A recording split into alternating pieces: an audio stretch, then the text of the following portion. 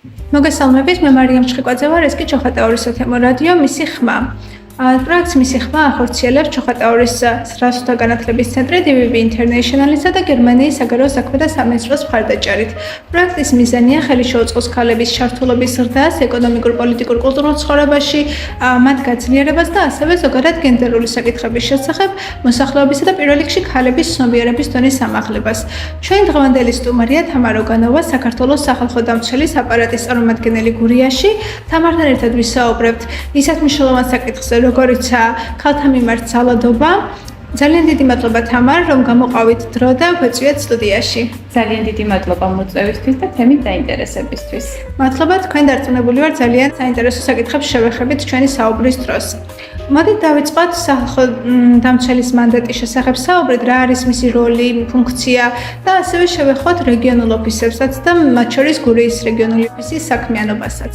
კი ბატონო, კიდევ ერთხელ ძალიან დიდ მადლობას გიხდით მოწვევისთვის და სახალხო დამცველის მანდატზე შეგვიძლია დავიწყოთ საუბარი კონსტიტუციიდან. კონსტიტუცია ზოგადად შეიცავს ხოლმე როგორც წესი ზოგად დანაწესებს.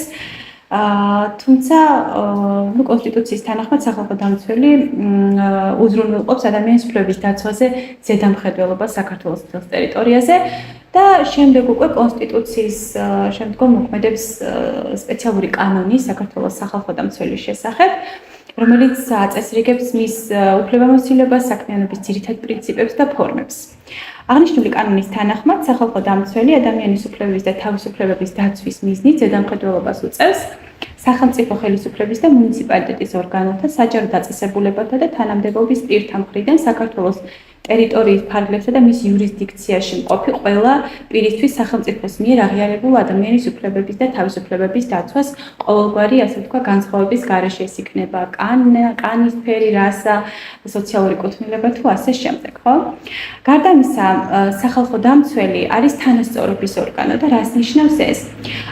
სახალხო დამცველი თანასწორობის უზრუნველსაყოფად ზედამხედველობას უწევს ადმინისტრაციული, სახელმწიფო ხელისუფლების და მუნიციპალიტეტის ორგანოების საჯარო დაწესებულებების და თანამდებობის პირების, აგრეთვე ფიზიკური და იურიდიული პირების საქმიანობას, ავლენს პირდაპირი დისკრიმინაციის და ირიბი დისკრიმინაციის ფაქტებს. ვინაიდან ჩვენ გენდერულ თანასწორობაზე ვსაუბრობთ, ძალიან მნიშვნელოვანია ვისაუბროთ სახალხო დამცველის სტრუქტურული ერთეულის შესახებ, ანუ გენდერის დეპარტამენტის შესახებ, რომელიც უშუალოდ მუშაობს ამ საქმეებზე და ვთქვათ მოკლედ, რას აკეთებს გენდერის დეპარტამენტი იმისათვის, რომ სახალხო დამცველის მანდატი ეფექტურად განხორციელდეს და გენდერული თანასწორობა იყოს უზრუნველყოფილი. გენდერის დეპარტამენტის მთავარი მიზანი არის ადამიანის უფლებათა და თავისუფლებათა დაცვის ზედამხედველობა სახალხო დამცველის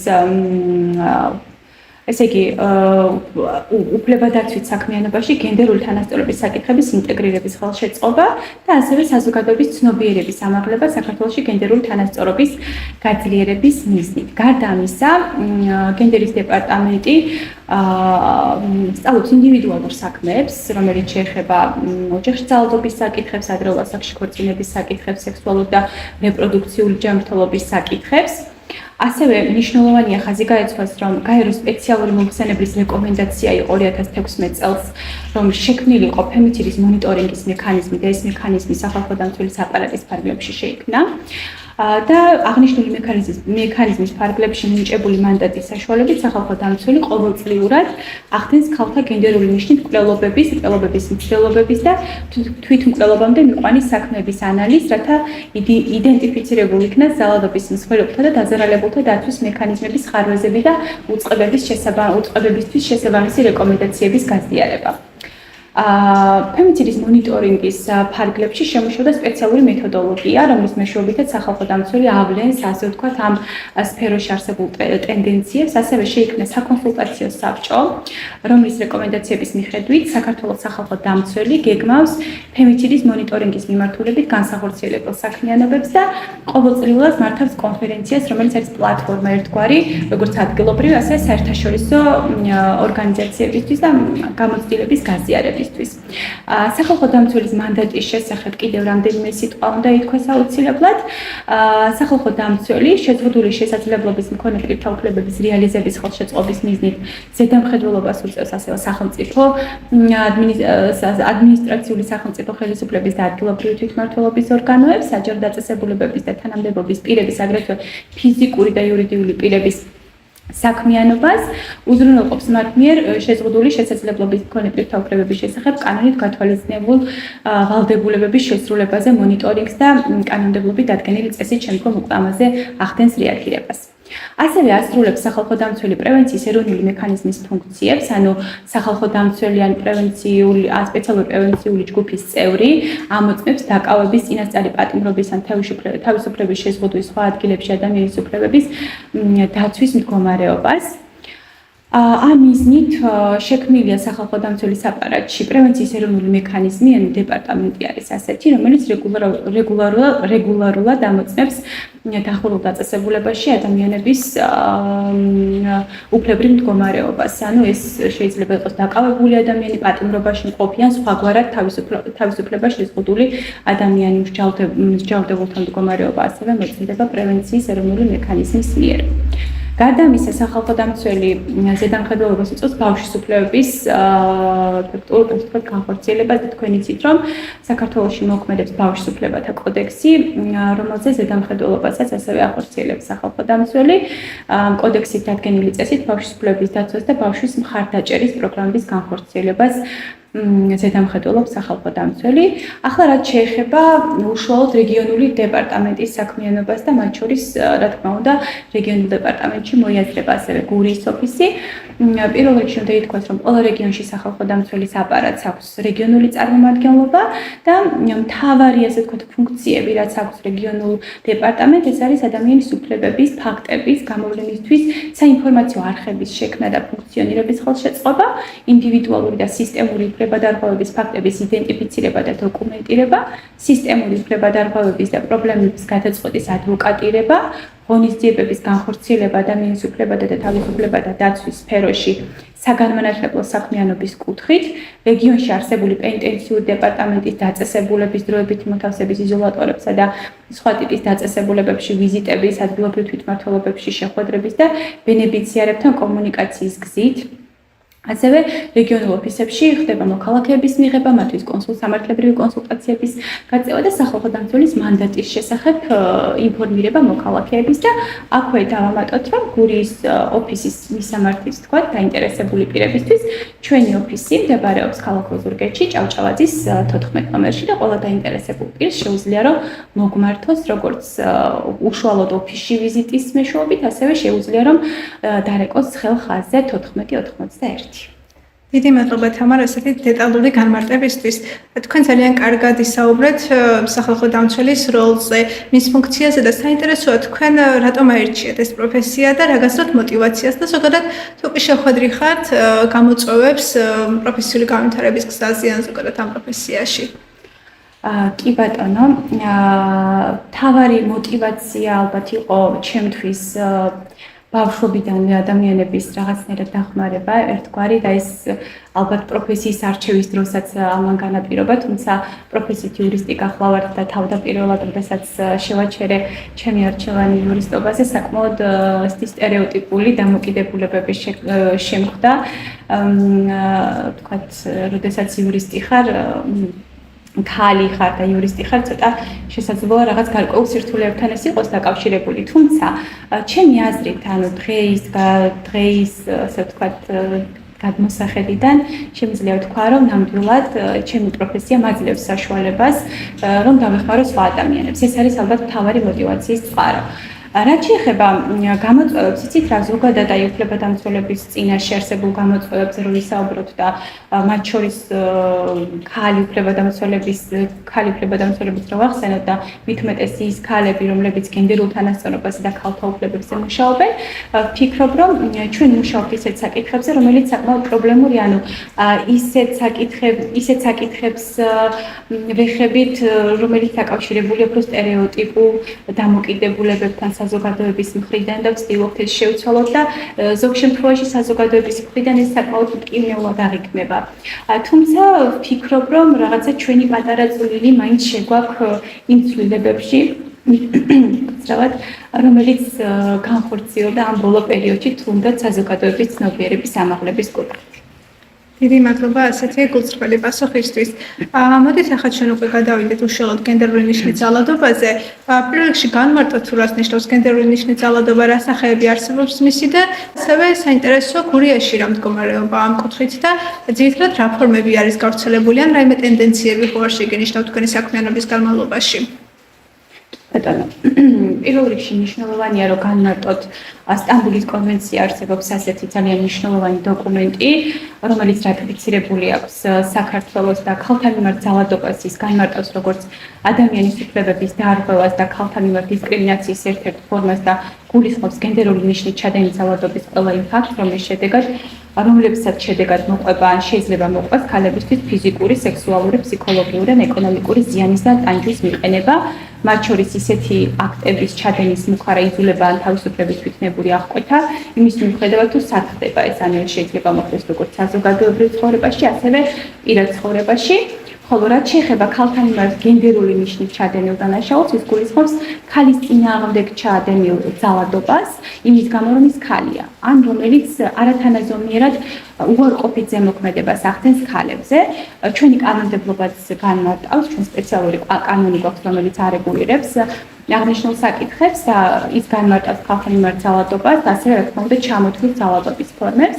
ქალთა მიმართ ძალადობა საქართველოს კანონმდებლობის თანახმად განიმარტება საზოგადოებრივ პირად ცხოვრებაში ქალების მიმართ გენდერული ნიშნით ჩადენილი ძალადობისთვის დამახასიათებელი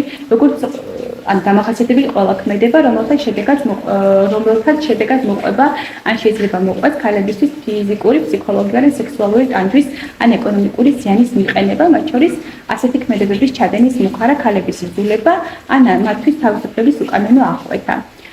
როგორც ხედავთ, ჩვენი ასე ვთქვათ კანონი ფაქტობრივად თანხვედრაშია განმარტების კუთხით თუ შევხედავთ სტამბულის კონვენციასთან. ახლა რაც შეეხება უშუალოდ ძალადობის ფორმებს, ხო, ჩვენი კანონი ჩამოთვლის ძალადობის რამდენიმე ფორმას, რომელიც ქალის მიმართ შეიძლება განხორციელდეს. ეს არის პირველ რიგში ფიზიკური ძალადობა, რომელიც ყველაზე მარტივად იდენტიფიცირებადია როგორც წესი. ფიზიკური ძალადობა გულისხმობს თავისუფლ ცემას, წამებას, ჯანმრთელობის დაზიანებას, თავისუფლების უკანონო აღკვეთას ან სხვა ისეთ მოქმედებას, რომელიც იწვევს ფიზიკურ ტკივილს ან ტანჯვას. ჯანმრთელობის მდგომარეობასთან დაკავშირებული მოთხოვნების დაუკმაყოფილებლობას, რაც იწვევს მსხვერპლის ჯანმრთელობის დაზიანებას ან სიკვდილს. მეორე ძალადობის ფორმა არის ფსიქოლოგიური ძალადობის ფორმა, რომელიც როგორც წესი არის ხოლმე უფრო რთულად იდენტიფიცირებადი და ეს განიმარტება კანონის მიხედვით როგორც შეურაცხყოფა, შანტაჟი, დამცირება, მუხარა ან სხვა ისეთი მოქმედება, რომელიც იწვევს ადამიანის პატივის და ღირსების შელახვას. არის ასევე ძალადობის ფორმა იზოლება, ადამიანის ფიზიკური ან ფსიქოლოგიური იზოლება შეასრულოს ან არ შეასრულოს მოქმედება, რომლის განხორციელება ან რომლისგან თავის შეკავება მისი უფლება, ან და საკუთარ თავზე განიცადოს თავისი მიბასურული საწინააღმდეგოზე მოქმედება და სექსუალური ძალადობა, რომელიც ასევე საკმაოდ მძიმე ფორმაა ხო ძალადობის. ეს არის სქესობრივი კავშირი ძალადობით, ძალადობის მუხარით ან მსხვერპლის უმწეობის გამოყენებით. სქესობრივი კავშირიდან სექსუალური ხასიათის სხვაგვარი მოქმედება ან გარყვნილი ქმედება არასრულწლოვნის მიმართ და ეკონომიკური ძალადობა.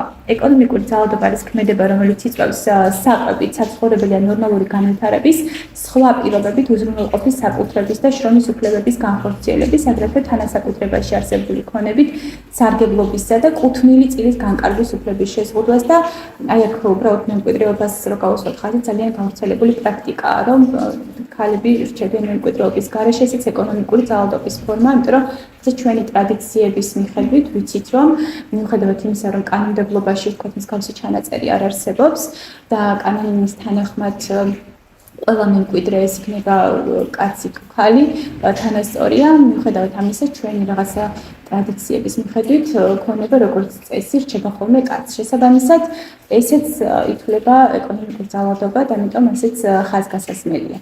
რაც შეეხება უშუალოდ გურიაზე, მე შემიძლია ვთქვა, რომ კონსულტაციებისთვის ჩვენ ქალები მოგმართავენ. ძირითადად ვთქვათ, პრობლემად შეიძლება დასახელდეს ის, რომ არ არის ინფორმაცია იმ სერვისების შესახებ, რომელიც არსებობს სახელმწიფოში და რომლითაც სარგებლობა შეუძლიათ ოჯახში ძალადობის მსხვერპლ ქალებს. თქვენ იცით, რომ ქალები ძირითადად იმიტომ იკავებენ ხოლმე თავს ამ ძალადობრივი გარემოდან წამოსვლისგან, რომ წასასვლელი არ აქვთ დამოუკიდებელი შემოსავალი, რაც პრობლემურია ქალებისთვის და ძირითადად არასრულწლოვნები თუ ყავთ თქვათ მათზე დამოკიდებული პირები ან შვილები, ძალიან რთულია ხოლმე დამოუკიდებლად ცხოვრების დაწყება და ეს არის ერთ-ერთი მამოტივირებელი, ხო, საცხოვრებელი და ეს ფინანსური ნაწილი, თუმცა იმის შესახებ თქვათ, რომ არსებობს კრიზისული ცენტრები, თავშესაფრები, რაც უკვე დარწმუნებული ვარ ვისაუბრეთ ჩვენ ცოტა მოგვიანებით, ამის შესახებ ინფორმაცია არის საკმაოდ დაბალი. თუმცა ჩვენ ვცდილობთ ხოლმე რა თქმა უნდა, რომ ამის შესახებ ვთქვათ, გავუზიაროთ ინფორმაცია ჩვენი საგანმანათლებლო შეხვედრების მეშვეობითაც. ეს მომართვიანობა, რაც ვახსენე, ძირითადად კონსულტაციის ხასიათს ატარებს, თუმცა ასე პირობითი ოჯახში ძალადობის ფაქტებზე მომართვიანობა არის ნაკლები და რა თქმა უნდა, ამაზე ძალიან მნიშვნელოვანია, რომ ერთობლივად ვთქვათ, მუშაობს სახალხო დამცველის აპარატიც აქტიურად მუშაობს ამ საკითხზე. მადლობა თამარ. ასევე საქართველოში საკმაოდ თვალშისაცემია ადრეულ ასაკში ქორწინების პრობლემაც, ხო? რამდენად ხდება ეს პრობლემა გურიაში და თქვენი დაკვირვებით რა არის ამის ძირითადი გამომწვევი მიზეზები? კი ბატონო, პირველ რიგში რო განმარტოთ, ხო, ანუ ადრეულ ასაკში ქორწინება რას ნიშნავს? ქორწინების საზიანო პრაქტიკა ზოგადად გავრცელებულია საქართველოში, რა თქმა უნდა და გური ამ კუთხით გამონაკლისი არ არის. ადრეული ქორწინება არის არაოფიციალური კავშირი ორი ადამიანისა, რომელთაგან ერთ-ერთი მაინც 18 წლის ასაკს მიუღწეველია. ადრეული ქორწინება ადამიანის უფლებების დარღვევად ითვლება, რადგან არასრულწლოვანს არ შეუძლია ამ დროს რომ გასცეს გააზრებული გადაწყვეტილება და ადრეული ქორწინება გენდერულ ჭრილში განსახილველი ფენომენია, ის განსხვავებულ გავლენას ახდენს გოგოებსა და ბიჭებზე. ზოგადად ადრეულ ქორწინებაში მყოფი ბიჭების რაოდენობა გოგონებთან შედარებით გაცილებით ნაკლებია, ამიტომ ამაზე ვსაუბრობ სწორედ გენდერულ ჭრილში და ვამბობთ, რომ გოგონებზე არათანაზომიერად უფრო დიდ მავნეს გავლენას ახდენს ადრეულ ასაკში ქორწინება. მძიმე შედეგების მომტანია გოგონებისთვის იმ კუთხით, რომ მათ სოციალურ და უფლებრივ გარიყვანს იწვევს და ხელს უშლის გოგონებს განათლების დასრულებაში, როგორც წესი. ასევე მოზარდობის ასაკში ურსულობა და მშობიარობა დედის დანაყოფის ჯანმრთელობას აყენებს რისკის ქვეშ და ამასთან დაკავშირებით ჯანმრთელობის მსოფლიო ორგანიზაციასაც აქვს ცალკე სტატისტიკა, ვთქვათ არასრულწლოვნების შემთხვევაში, რომ ეს ვთქვათ ურსულობის პერიოდში გართულებების რისკი უფრო მაღალია. ესეც მნიშვნელოვანია, ასევე გამომწვევი მიზეზები არის კომპლექსური საკმაოდ, ხო? და შესაბამისად ვითარების გასაუმჯობესებლად ძალიან მნიშვნელოვანია, რომ მრავალმხრივი მუშაობა ანუ განხორციელდეს როგორც პოლიტიკის, ასევე კანონმდებლობის დონეზე. გარდა ამისა, სახალხო დამცველმა ჩაატარა ძალიან საინტერესო კვლევა ქვემო ქართლში, რომელმაც ხატყო, რომ ადრეულ ასაკში ქორწინების შესახებ არსებითად განსხვავებული შეხედულებები აქვს სახელმწიფო უწყებებს და თვითონ თემის წევრებს. ანუ თემის წევრები ადრეულ ასაკში და ბავშვთა ქორწინების მთავარ გამომწვევ მიზეზად სამომავლო პერსპექტივის არ ქონას ხედავენ მაგალითად, იგივე მძიმე სოციალურ ფონს და გენდერულ უთანასწორობას. ხშირია ნიშნობის პრაქტიკა, მაგალითად, ხშირად არატყობინებს საზოგადოება დანაშაულის შესახებ, ხო, თქვათ ამ ტიპის დანაშაულის შესახებ. მნიშვნელოვანია ეს სახელმწიფო ამ მიმართულებით აქტიურად იმუშაოს და იმუშაოს იმ სტერეოტიპების აღმოსაფხვრელად, რომელიც საზოგადოებაშია დამკვიდრებული და ასევე მეტად შეუწყოს ხელი გოგოების გაძლიერებას და აქვე ვინაიდან ნიშნობა ვახსენეთ, უნდა ვთქვათ, რომ მნიშვნელოვანია სასჯელი გამკაცრდეს ამ მიმართულებით და მოხდეს ნიშნობის თვითონ პრაქტიკის კრიმინალიზება, რაც დღეს სამწუხაროდ არ გვაქვს. ასევე ბოლოს შემიძლია დავამატო, რომ 2017 წლიდან კანონმდებლობაში შევიდა ცვლილებები, რომლის თანახმად 18 წლამდე ქორწინება აკრძალულია ყოველგვარი გამონაკლისის გარეშე. დიახ. თქვენ ოდნავ გავუშვით უკვე ამას ხაზი, მაგრამ მოდით კიდევ ერთხელ უფრო გამოვკვეთოთ ეს საკითხი, რა გამოწვევების წინაშე შეიძლება რომ დადგეს ძალადობის მსხვერპლი ქალი მხარდაჭერის ძიების პროცესში? კი ბატონო. პირველ რიგში აქ ხაზგასასმელია საზოგადოების სტერეოტიპული დამოკიდებულება. იმის მიუხედავად, რომ ოჯახში ძალადობის და ქალთან მიერ ძალადობის საკითხებთან დაკავშირებით საზოგადოების დამოკიდებულების მხრივ ჯერ კიდევ არსებობს გამოწვევები, მაგალითად ზოგიერთს ჯერ კიდევ სჯერა, რომ ეს შეიძლება იყოს გამართლებული გარკვეულ შემთხვევებში, ხო, მსგავსი მოსაზრებების მოგვისმენია, რომ ოჯახის საქმე პირადი საქმეა და არ შეიძლება ვთქვათ ჩარევა და ასე შემდეგ. კანონმდებლობა და სერვისები იხვეწება, უნდა ითქვას, თუმცა რჩება ბევრი პრობლემა. არ გვაქვს ძალადობის მსხვერპლთა გაძლიერების გრძელვადიანი პროგრამები, რომელიც ხელს შეუწყობს ძალადობის მსხვერპლს დამოუკიდებლად იცხოვროს, ხო? ამ კუთხით ძალიან მნიშვნელოვანია მუნიციპალიტეტის როლი და მუნიციპალურ სერვისებზეც, თქო უნდა ვისაუბრებთ შემდგომში.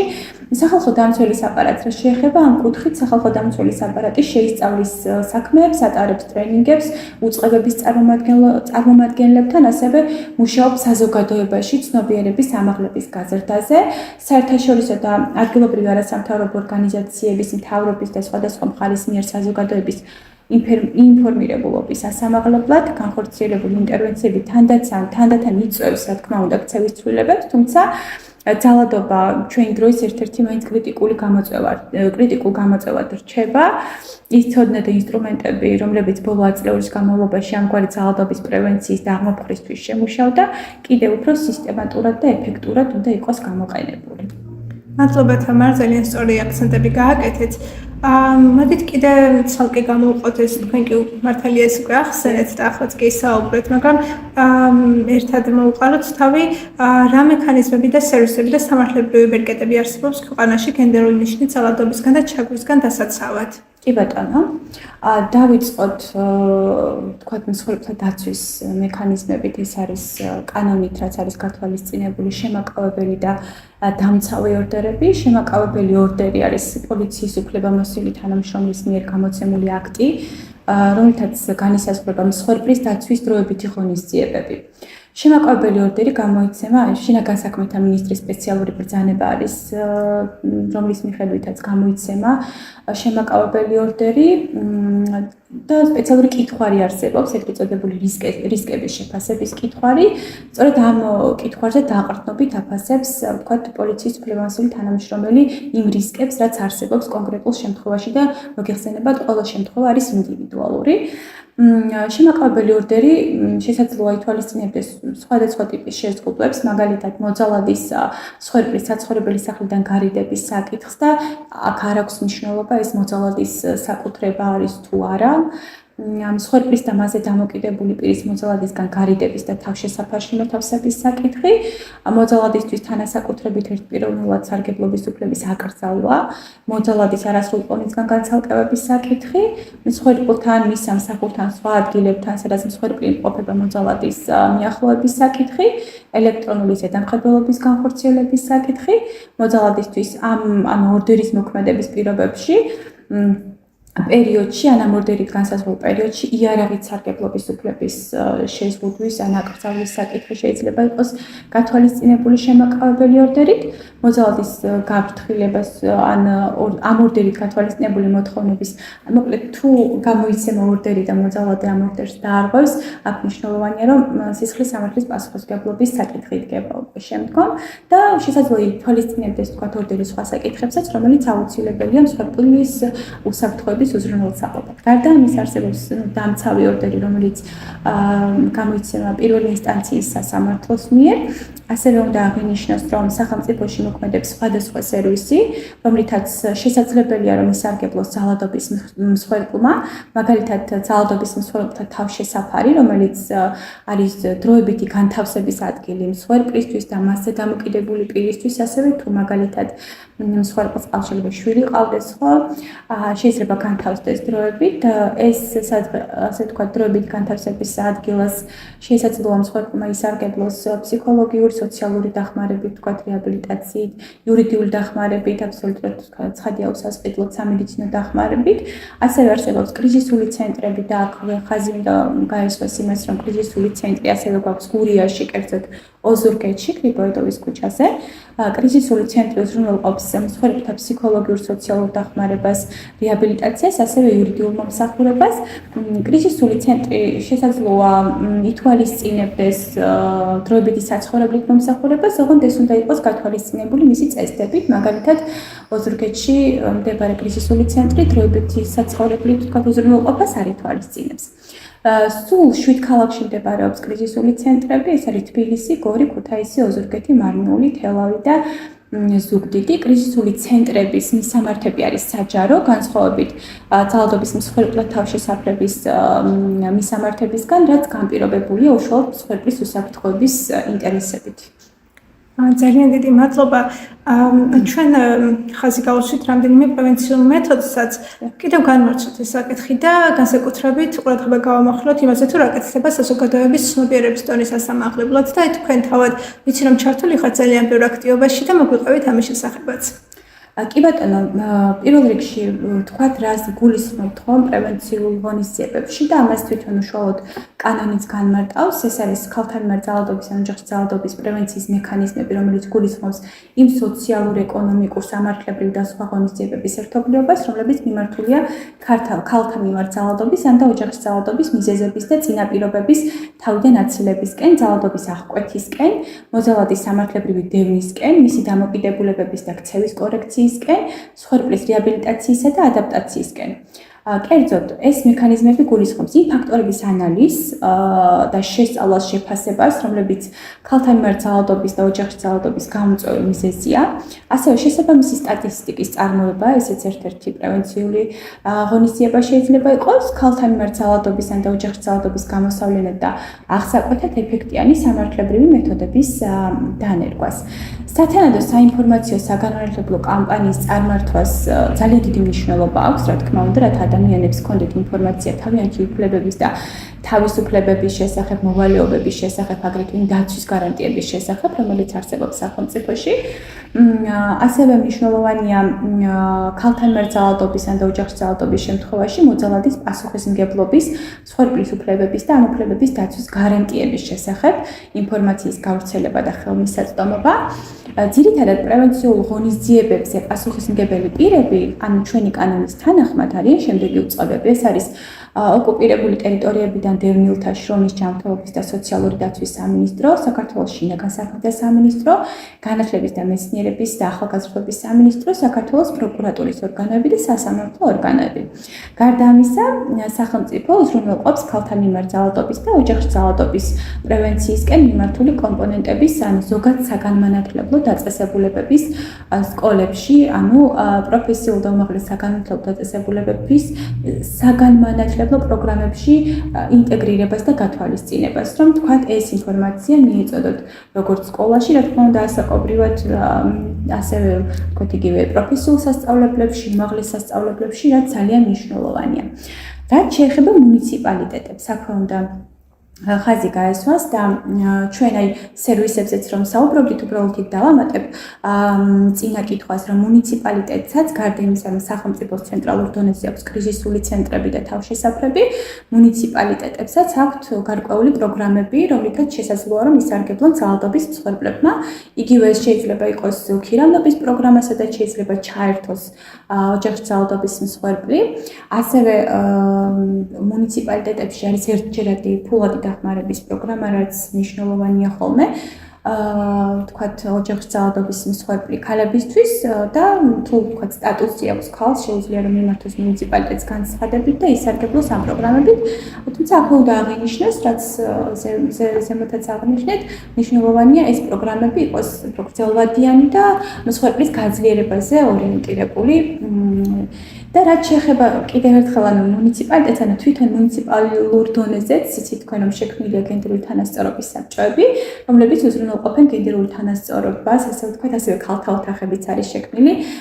ყველა მუნიციპალიტეტში, როგორც ვიცი, არა, თუმცა გვაქვს ქალთა ოთახებიც და მათი მთავარი ფუნქცია გენდერული თანასწორობის უზრუნველყოფა ადგილობრივ დონეზე და ასევე იცით რომ ადგილობრივ თვითმმართველობის შესახებ კოდექსი არსებობს, რომლის ფარგლებშიც გარკვეულ ღონისძიებებს ახორციელებენ მუნიციპალური ორგანოები გენდერული თანასწორობის უზრუნველყოფის კუთხით. ძალიან დიდი მადლობა, ძალიან დეტალურად განიხილეთ ნამდვილად. მოდით ბოლოსკენ უკვე კიდევ ერთხელ გავამახვილოთ ყურადღება ჩვენზე, როგორც საზოგადოებაზე და საზოგადოებრივ წევრებზე, ინდივიდებზე. ჩვენ რა შეგვიძლია გავაკეთოთ არსებული სტატისტიკის გასაუმჯობესებლად და როგორ შეგვიძლია დაუშვათ ძალადობის ხალხებს დავეხმაროთ, ან პრევენცია, თუნდაც თავიდან არიდება ასე შემდეგ. ჩვენ ძალიან მნიშვნელოვანია ალბათ სამოქალაქო პასუხისმგებლობა გამოვიჩინოთ, ხო? აქ ჩვენ თქვით, რომ მაღლა აღნიშნეთ, რომ ხშირ შემთხვევაში დანაშაულის შესახებ შეტყობინება არ ხდება ხოლმე საზოგადოების წევრებიდან, რაც ძალიან მნიშვნელოვანია და შესაძლოა ამან საკმაოდ მძიმე შედეგებს გაგვარიდოს. ასევე მნიშვნელოვანია, შეიძლება ვთქვათ, სახალხო დამცველის აპარატის ერთ-ერთი მექანიზმი იყოს, ვთქვათ, სახალხო დამცველის აპარატისთვის მიმართვა, ხო? ამიტომ ჩემი აზრით თითოეულ მოქალაქეს საკუთარი პასუხისმგებლობა უნდა გააცნობიეროს იმისთვის, რომ ვთქვათ, ის სტერეოტიპული დამოკიდებულებები, რომელიც არსებობს, ხო, იგივე რაც ვახსენეთ, რომ ვთქვათ, ოჯახის საქმე, პირადი საქმეა და ეს დამოკიდებულებები სამწუხაროდ ჯერ კიდევ არსებობს საზოგადოებაში. რაღაცნაირად შევცვალოთ. იგივე შეგვიძლია, ვთქვათ, თუ კი მოგმართეს დახმარებისთვის, როგორც ვთქვათ, ინდივიდს განვუმარტოთ მათი უფლებები, მივაწოდოთ ინფორმაცია იმ სერვისების შესახებ, რომელიც არსებობს სახელმწიფოში, თუნდაც თავშესაფრების შესახებ, კრიზისული ცენტრების შესახებ და რაღაცნაირად ჩვენი წვლილი შევიტანოთ, ვთქვათ, ამ მიმართულებით. აქვე მე მინდა აღნიშნო, რომ როგორც სახალხო დამცველის აპარატის ერთ-ერთი მთავარი ფუნქცია არის მისი მანდატიდან გამომდინარე საგანმანათლებლო საქმიანობა და ჩვენც აქტიურად ვართ ხოლმე ჩართულები ამ პროცესებში. ვხვდებით მოსახლეობას, სხვადასხვა სამიზნე ჯგუფს ხადია უწყებებს მოსახლეობას და ვაწვდით ინფორმაციას, ვიტარებთ მათ შორის ტრენინგებს, საინფორმაციო შეხვედრებს მართავთ მოსახლეობასთან და ვცდილობთ, რომ ის ინფორმაცია, რომელიც მნიშვნელოვანია ადამიანებისთვის გენდერული თანასწორობის კუთხით, უფრო ხელმისაწვდომი გავხადოთ. მადლობა თამარ, თქვენ ვისაუბრეთ ისეთ მნიშვნელოვან საკითხებზე, რომლებიც ჩვენს უბლივად შეიძლება ძალიან ბევრ ადამიანს აწუხებდეს და ეხებოდეს და ძალიან საჭიროა, რომ ჩვენ ეს ინფორმაცია, რაც თქვენ ახლა ჩვენ გადმოგვეცით, ვიცოდეთ უფლებრივ დონეზე, ვიცოდეთ პრევენციისთვის, ვიცოდეთ სხვისი დახმარებისთვის, სწორი ქმედებისთვის და მადლობა თქვენ ამისთვის, მადლობა რომ დრო დაგვითმეთ, მადლობა სულთით ჩვენს მსმენელსაც. ძალიან დიდი მადლობა კიდევ ერთხელ მოწვევისთვის, წარმატებებს გისურვებთ. მადლობა თქვენ, შევხვდებით შემდეგ გადაცემაში ახალი სტუმრითა და ახალი თემებით. დროებით.